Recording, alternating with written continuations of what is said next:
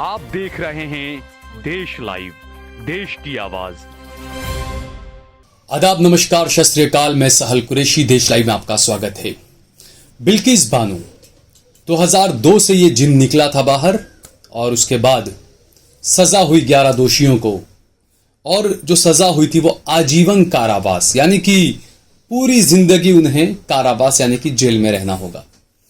लेकिन पिछले साल 2022 में 15 अगस्त के रोज तमाम उन 11 जो दोषी थे उन्हें गुजरात सरकार के इशारे पर या केंद्र सरकार के इशारे पर रिहा कर दिया गया था।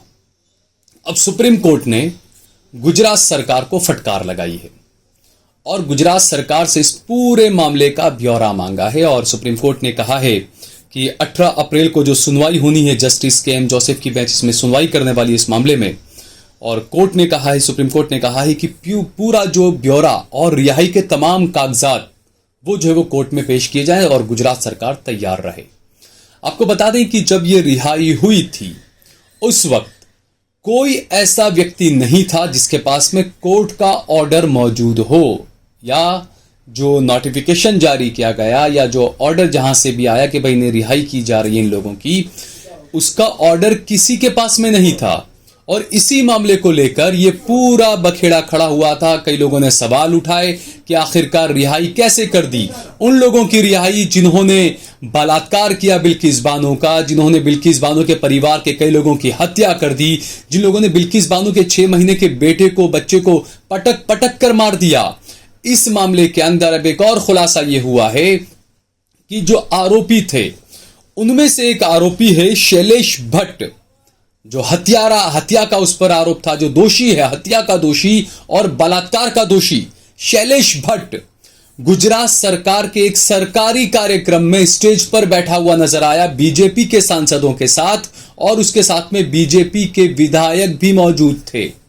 जी हां, यह कार्यक्रम 25 मार्च को दाहोद के करमड़ी में हर घर जल कार्यक्रम का आयोजन किया गया था। इस कार्यक्रम के अंदर स्टेज के ऊपर बीजेपी के सांसद बैठे हुए थे, जसवंत सिंह भाभोर, और बीजेपी के विधायक भी वहां पर मौजूद थे, शैलेश भाभोर, और इनके साथ में शैलेश भट्ट जो दोषी पाया गया था बलात्कार का और हत्या का, वो स्टेज पर सांसद, बीजेपी के सांसद और बीजेपी के विधायक के साथ में बैठा हुआ नजर आया।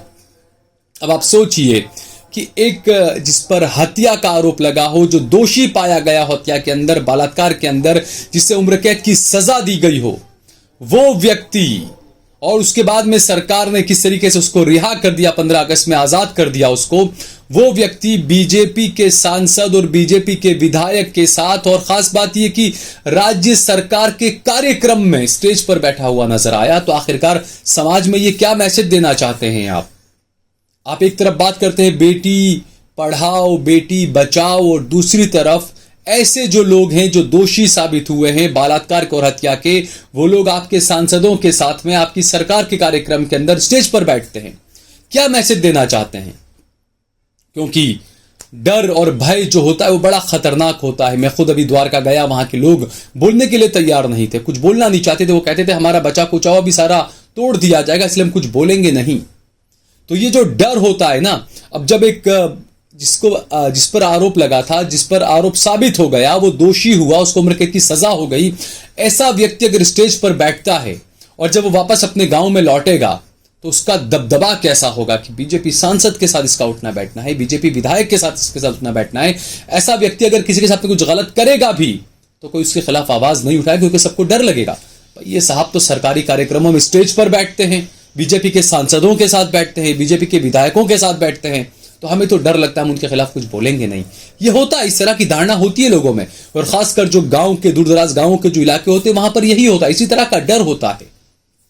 दूसरा, क्या ऐसे लोगों से समाज को खतरा नहीं है?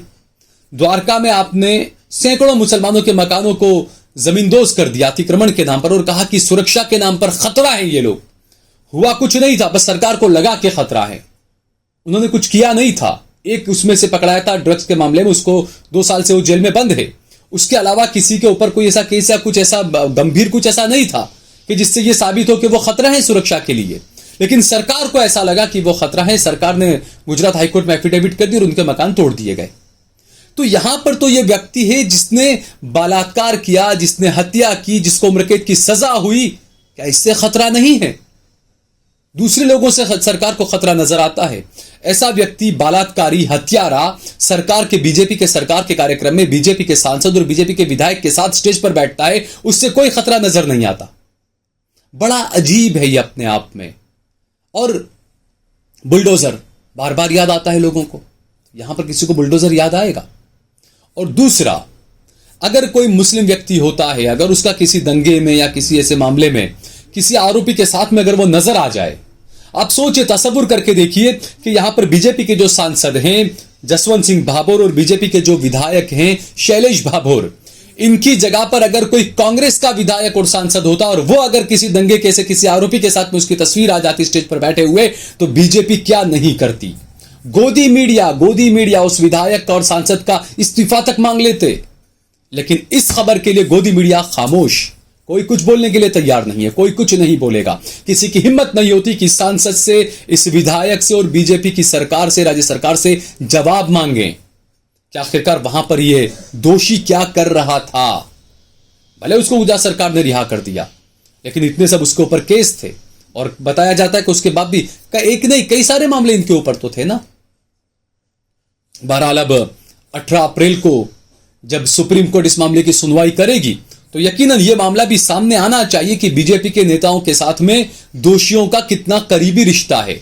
बीजेपी सरकारों के कार्यक्रमों में वो किस तरीके से स्टेज पर बैठते हैं, यह मुद्दा भी सुप्रीम कोर्ट में बिल्किस के वकीलों को बिल्कुल उठाना चाहिए, क्योंकि यह मामला काफी हाई प्रोफाइल मामला है। मोदी जी के गुजरात से जुड़ा हुआ मामला है, 2002 के दंगों से जुड़ा हुआ मामला है। इस मामले में 2004 में 11 लोगों को गिरफ्तार किया गया था बिल्किस बानो का, जब उसके साथ में अजमत दरी जो की गई, बलात्कार किया गया था, उसके परिवार के 6 लोगों की हत्या कर दी गई थी। इस मामले के अंदर 2004 में 11 लोगों को गिरफ्तार किया गया था और सीबीआई कोर्ट ने 2008 में 11 आरोपियों को दोषी साबित करते हुए उम्र कैद की, आजीवन कारावास की सजा सुनाई थी। लेकिन गुजरात चुनाव के वक्त, गुजरात चुनाव के दौरान गुजरात सरकार ने आजादी के नाम पर 15 अगस्त के रोज जो है वो इन्हें आजाद कर दिया था, इन 11 दोषियों को, क्योंकि अगस्त को आजाद किया। अक्टूबर, नवंबर और दिसंबर में गुजरात में चुनाव होने थे, तो किस तरीके का माहौल और क्या चीजें, क्योंकि बाबू बजरंगी का एक स्टिंग ऑपरेशन आया था जिसमें उसने कहा था कि मोदी जी ने हमसे कहा है कि बेफिक्र रहिए, हम आपको छुड़वा लेंगे जेलों से, हम जजों को बदल देंगे, तमाम चीजें बाबू बजरंगी ने कही थी, मैं नहीं कह रहा हूं। तो इस मामले के अंदर क्या वो चीज सही साबित हो रही है कि सरकारें बचा रही है ऐसे दोषियों को, बलात्कारियों को, हत्यारों को? ये सवाल उठना लाजमी है, क्योंकि इस मामले में एक और ट्विस्ट तब आया था कि दिसंबर 2022 में बिल्किस के आरोपियों को रिहा करने को लेकर, रिहा करने के खिलाफ सुप्रीम कोर्ट में एक अर्जी दाखिल की गई। इस मामले में जब सुनवाई होनी थी तो दिसंबर 2022 में सुप्रीम कोर्ट की जज जस्टिस बेला त्रिवेदी ने सुनवाई से खुद को अलग कर लिया था। अब क्या वजह रही होगी, क्यों अलग किया, ये बड़ा सवाल है। जज साहब ने इस मामले की सुनवाई से खुद को अलग कर लिया और उसके बाद में इसकी सुनवाई टल गई, चुनाव पूरे निपट गए, गुजरात के चुनाव हो गए और अब दोबारा इसमें सुनवाई शुरू होगी। और सुप्रीम कोर्ट ने जो है वो गुजरात सरकार से जवाब मांगा, पूरा ब्यौरा मांगा, तमाम रिहाई के कागजात मांगे हैं। 18 अप्रैल को इसमें के.एम. जोसेफ जो है, जस्टिस के.एम. जोसेफ, उनकी बेंच सुनवाई करेगी। तो अब क्या होगा वो देखने वाली बात है। लेकिन बीजेपी के जो बड़े बड़े दावे, बड़े बड़े वादे जो हैं, बेटी बचाओ बेटी पढ़ाओ के, और जीरो टॉलरेंस की बात करते हैं कि हम बिल्कुल टॉलरेट नहीं करेंगे, बेटी की सुरक्षा का मामला है और तमाम चीजें, तो क्या बिल्किस देश की बेटी नहीं थी? क्या बिल्किस गुजरात की बेटी नहीं है? ये तमाम चीजें, और इतना सब होने के बाद जो बीजेपी के नेता, बीजेपी के सांसद, बीजेपी के विधायक, बीजेपी सरकारों के गृह मंत्री और मुख्यमंत्री जब हिंदू बेटी जब होती है तो उसके घर पर पहुंच जाते हैं। बिल्किस के घर पर कितने बीजेपी के नेता पहुंचे, क्योंकि बीजेपी के तमाम सांसद गुजरात के सभी बीजेपी के हैं, 156 विधायक बीजेपी के हैं। कितने विधायक वहां पर पहुंचे, बीजेपी के कितने सांसद वहां पर पहुंचे? क्या गृह मंत्री वहां पर पहुंचे बिल्किस से मिलने के लिए, सांत्वना देने के लिए कि भाई आपके आरोपी के साथ में ऐसा हुआ, आपके आरोपी को छोड़ दिया गया, दोषियों को छोड़ दिया गया, हम देखेंगे हम कुछ, क्योंकि सरकार ने तो खुद ने रिहाई करवाई है ना। ये दोस्तों बड़ा खतरनाक ये मामला है कि सरकार इस तरीके से बलात्कारियों को और हत्यारों को दोष मुक्त कर दे। उनको आज़ाद कर दे, दोषी करार होने के बाद भी उनको आज़ाद कर दे। और फिर बीजेपी के एक विधायक कहते हैं कि वो उच्च जाति के थे, उनका तमाम चाल चलन बहुत अच्छा था, इसलिए उनको रिहा किया गया। यानी उच्च जाति वालों को छूट है, इसका मतलब ये कहना चाहते हैं ना। लेकिन गोदी मीडिया और देश की दूसरे लोगों के जहन में जो नफरत के जो बीज बोए गए हैं धर्म को लेकर, उस वजह से लोगों को इस देश में इंसाफ नहीं मिल पा रहा है। ये कड़वी सच्चाई है दोस्तों। अगर आपको ये वीडियो पसंद आया तो इस पर कमेंट करिए, इसे लाइक करिए, इसे ज्यादा से ज्यादा शेयर करिए। अगर आपने हमारा चैनल देश लाइव सब्सक्राइब न किया हो तो हमारे चैनल को भी जरूर सब्सक्राइब करिए। आप सोशल मीडिया के तमाम प्लेटफॉर्म्स पर, फेसबुक पर, ट्विटर पर, इंस्टाग्राम पर देश लाइव को जरूर फॉलो करें और इसके अलावा सहल कुरैशी और सहल कुरैशी ऑफिशियल को भी जरूर फॉलो कीजिएगा।